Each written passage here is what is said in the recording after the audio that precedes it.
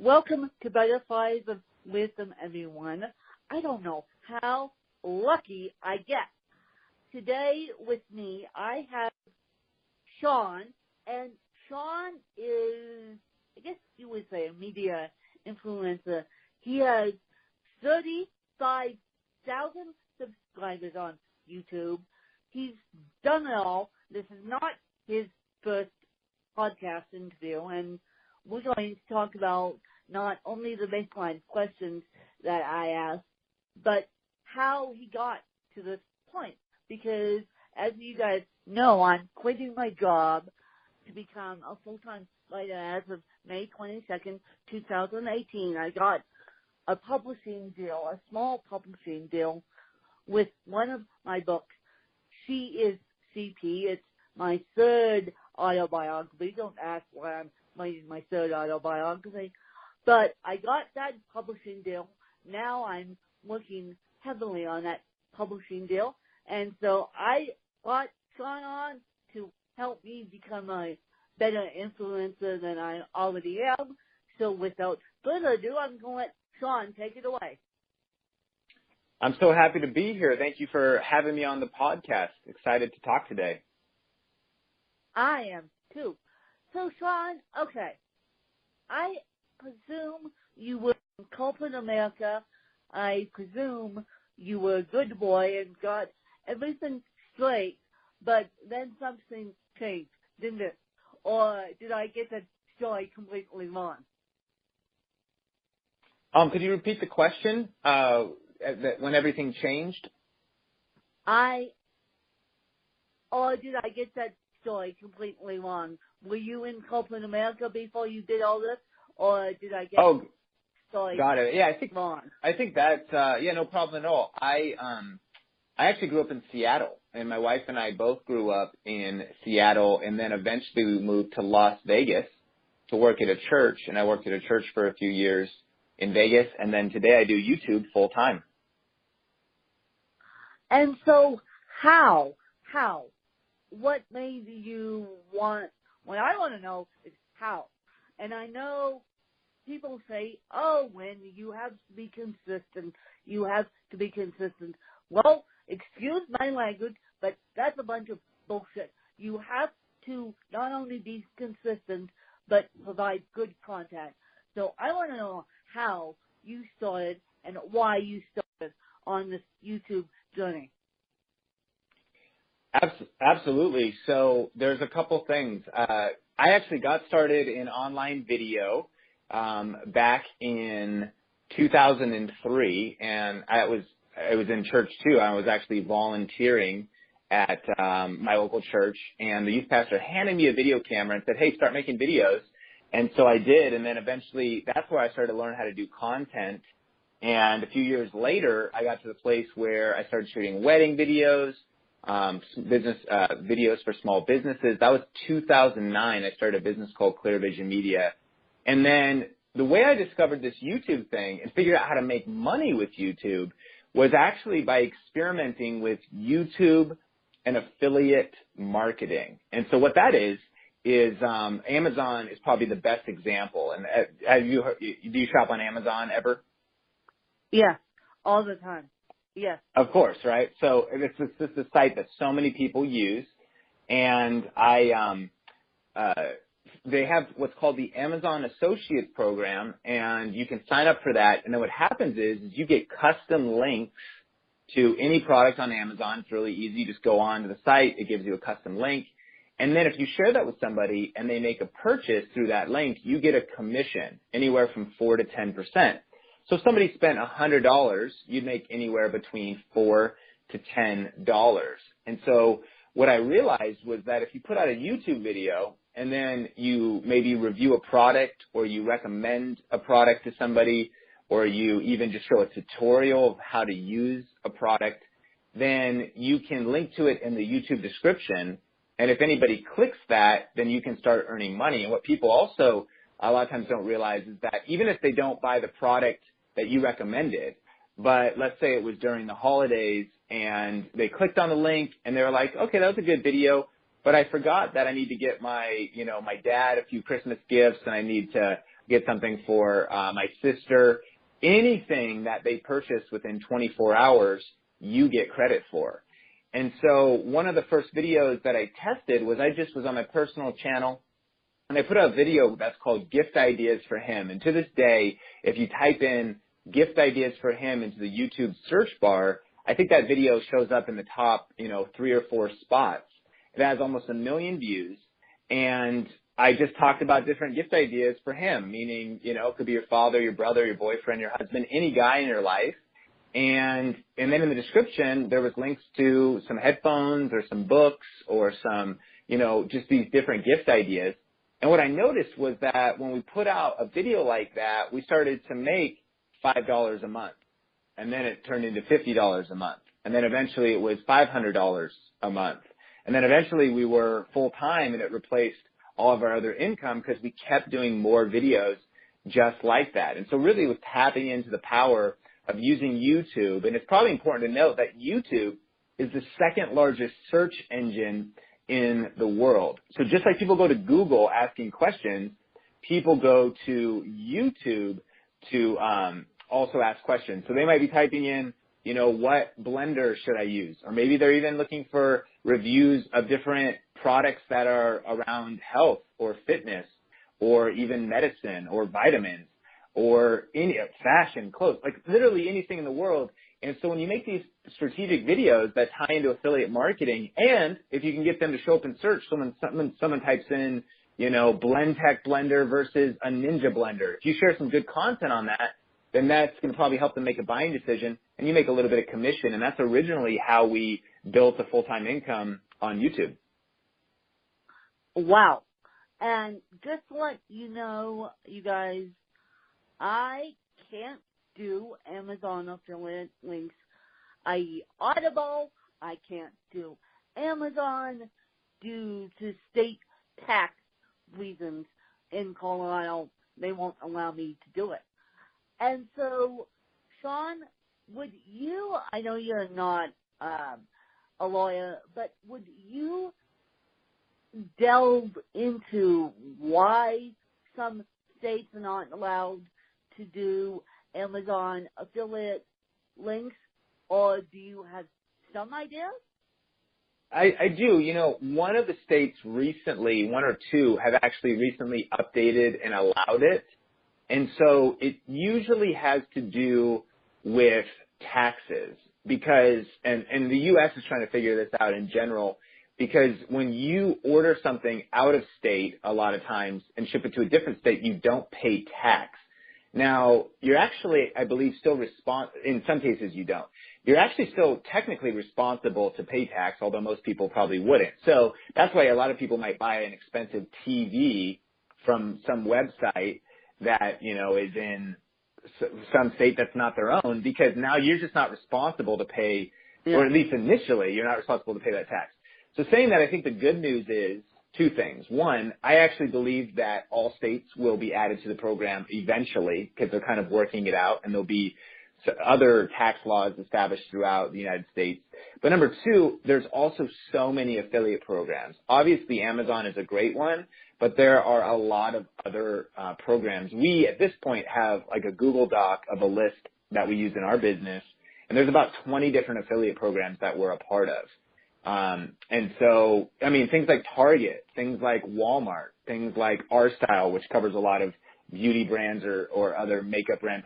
Home Depot, Lowe's, they all have affiliate programs for their online websites. So there's a lot of opportunities. It certainly is discouraging if you can't do Amazon, but you don't have to count yourself out completely on this strategy if you're in a state like that. Well, I found the trick, you guys. Since I can't do Audible and I can't do Amazon quite yet, according to Sean, I self-publish my books, which I can do in Colorado, and I also got my audiobooks produced on ACX, which is owned by Amazon. So essentially, I am affiliate of Amazon that way. Nice. That's great.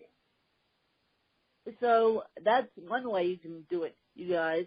If you can't do the official affiliate link.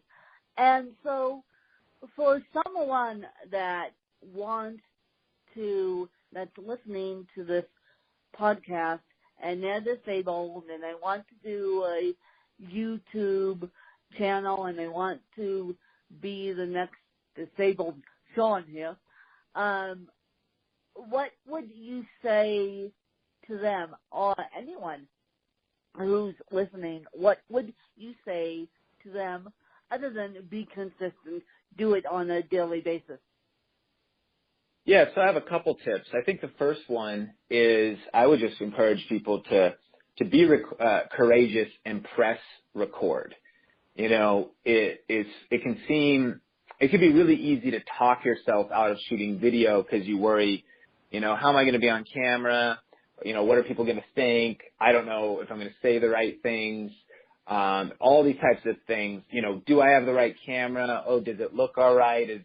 You know, there's like a million things that can stop you, but the key is you just got to start and really start before you're ready. You're never going to actually feel ready. You just have to press through and do it. And I would encourage people, sometimes they say, well, I don't know if I have a good enough camera. And these days, the smartphone that most people have is good enough to get started. And so if you could put your smartphone on a tripod, but even if you don't have a tripod, you just put it up on a few boxes and find a way to mount it up and just press record and get started shooting a video. The second tip I would give is that don't actually worry too much about the production value, the lighting, the camera.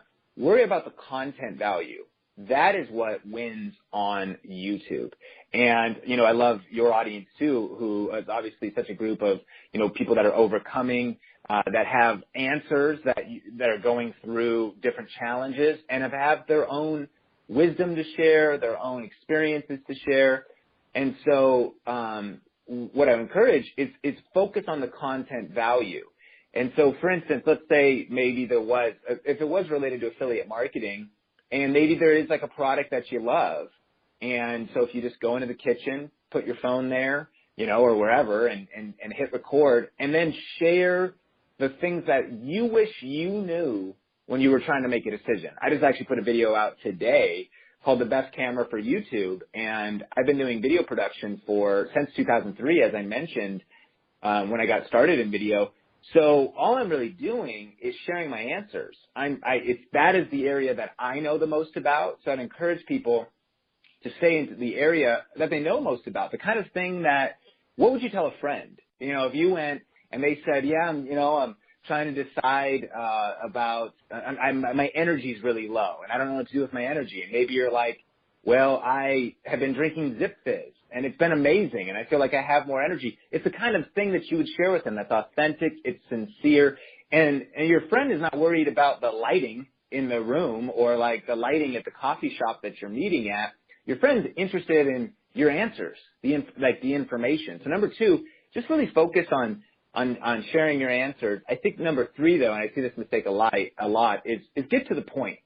You know, think about what people want to know, and be brief, be bright, be fun, and then be done. That's what one of my mentors, Charlene Johnson, taught me. And so you don't need to necessarily give 2 minutes of context I also would encourage people, don't apologize. It's a huge mistake I see people starting.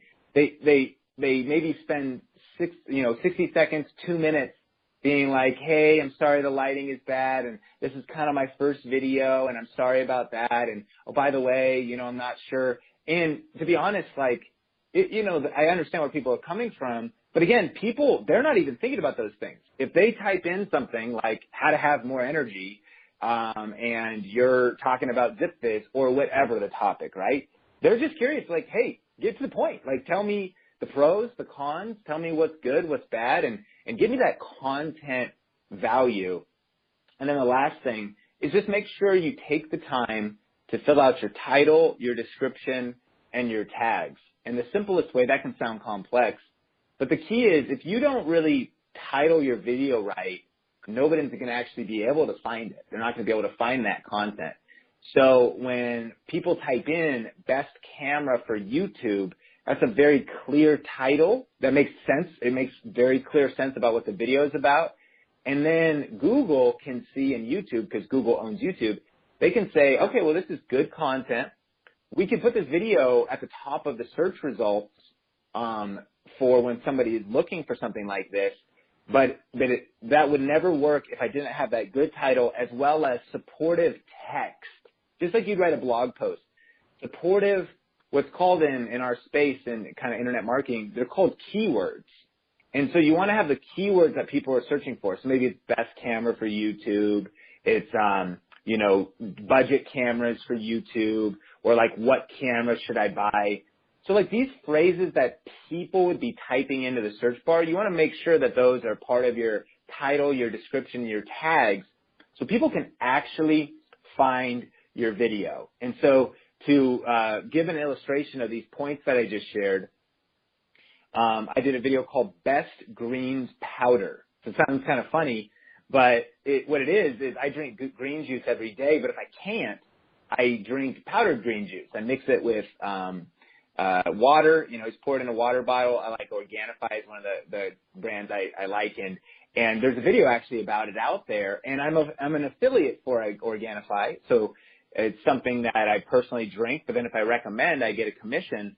And in the video, it's one angle. I'm just sitting in front of a window. The camera is just on a tripod, so it's not fancy. It's not about the production value. Again, it's the content value. It's me sharing my experience, my story, why I like this green juice powder.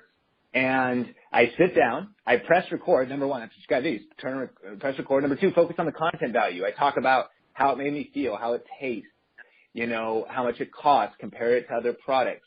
A friend actually recommended it to me. I tell that story. And it's about 10 minutes long, and it's mostly, again, there's no fancy editing. There's no fancy lighting. So I sit down, I share that content value. It covers the detail necessary, but doesn't go extra long. I get to the point, and I let people know that if they want to check out the product, there's a link in the description below. And then I optimize that video. So if you type in Best Greens Powder, that video shows up number one in search. And as a result, that video actually earns money every single month. It's about 2 years old now, almost 2. But every month, people discover that video. They learn some information.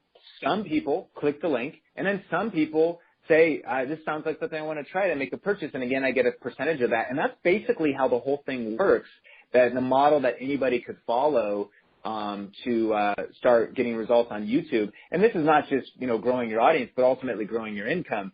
And the last thing I'd probably say is, this is not the only thing I do on YouTube. So not every video is a product review leading to affiliate marketing, but it's the best way that I actually earn income on YouTube, and it's what I like to teach other people. So maybe weekly you share an encouraging video, or you share some tips, or you share something that's fun, or a vlog.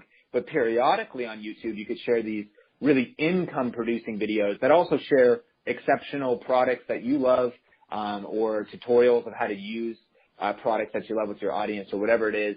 And it's a great way to earn some side part-time, and even eventually, like me, build a full-time income. What you said, John, is the same thing with podcasting, too.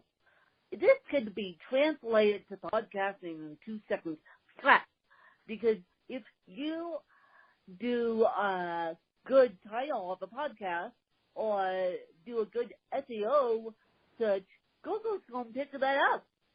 Google's going to pick that up, and you'll be on your merry way. But what you said for those, and one other thing I wanted to say is, don't be afraid of the camera. And I wanted to make a special announcement with Sean here.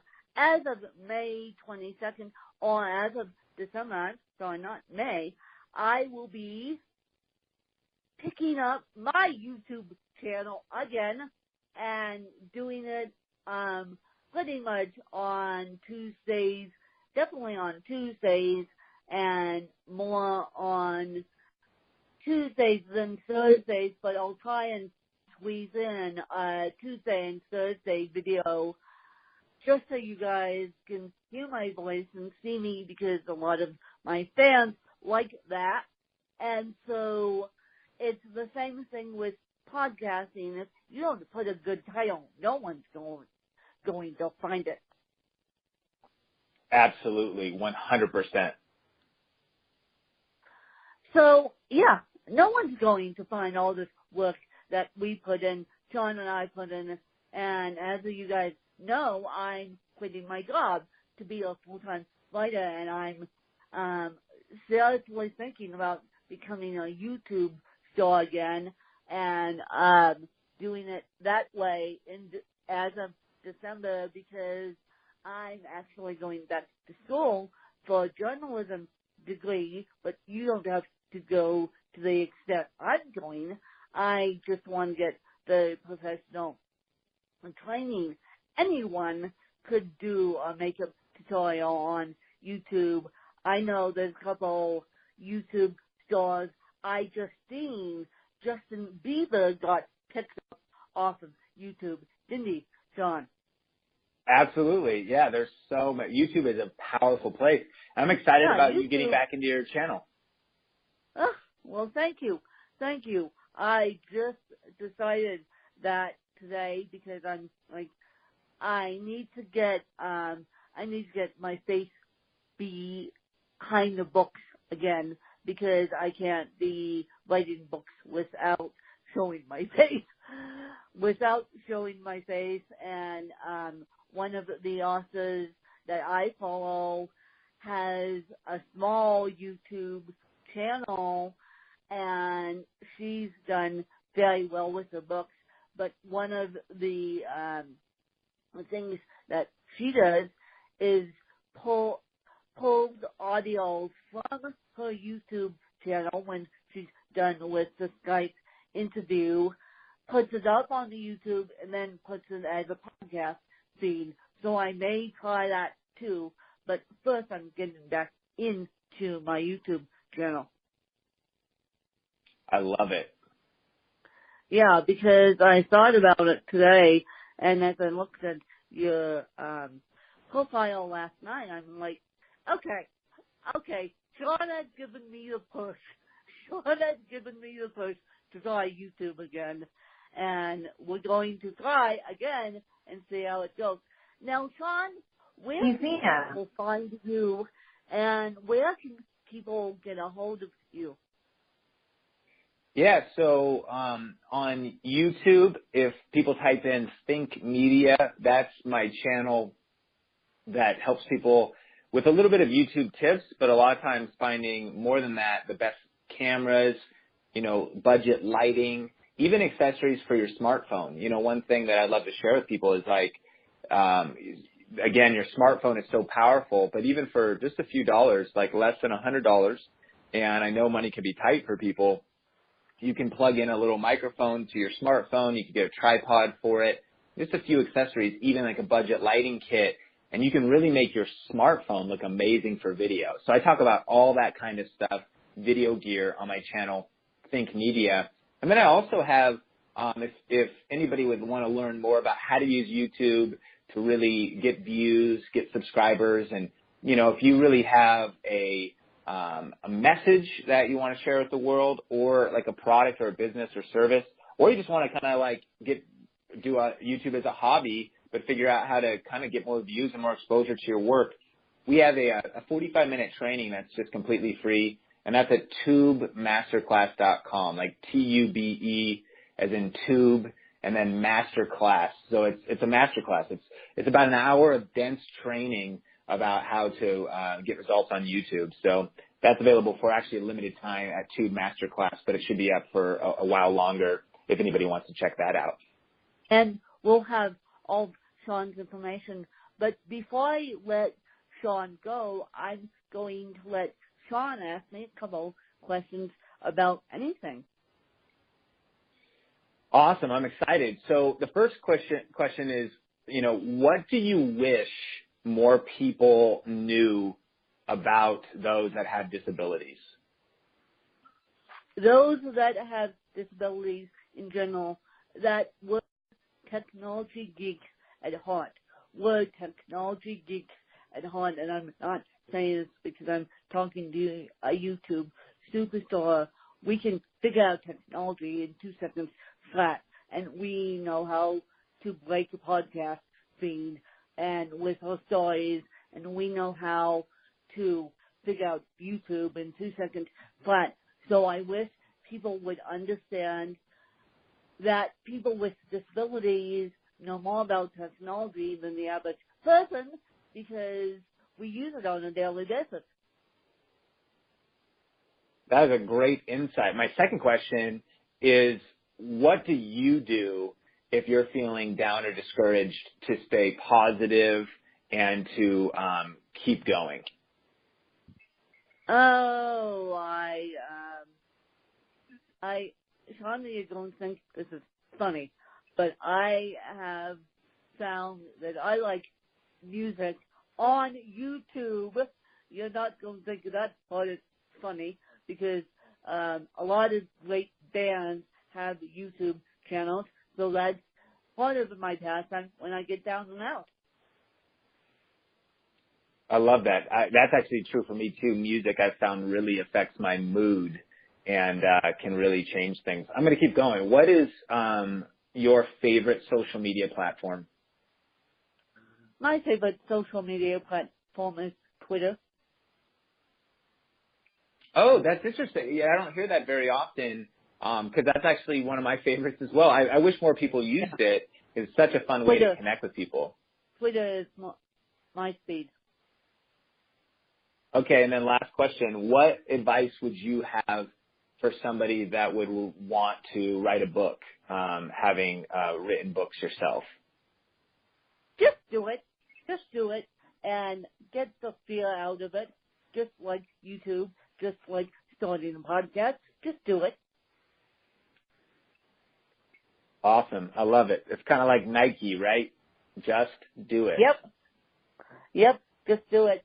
And I appreciate all you guys tuning in, and this podcast will be up and out on Thursday, and Sean knows those by now. Share it out on social media, and then we'll see how it goes. But I appreciate you guys tuning in, and you guys will be hearing a lot more from me on YouTube starting in December, and we'll see how that goes. Thanks to you guys.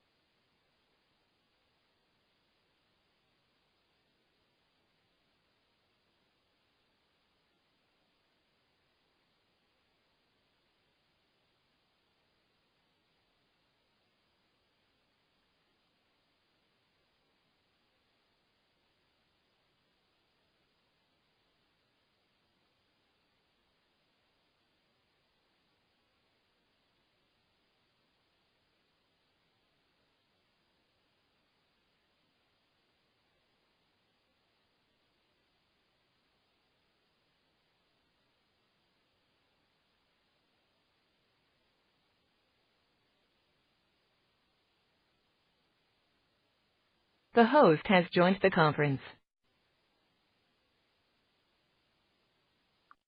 Good afternoon.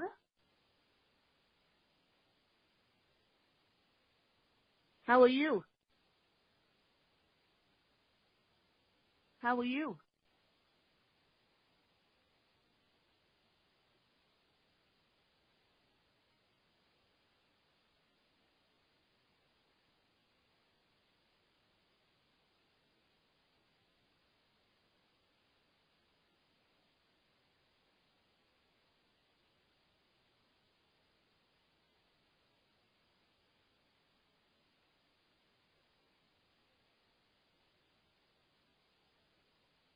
The host has joined the conference.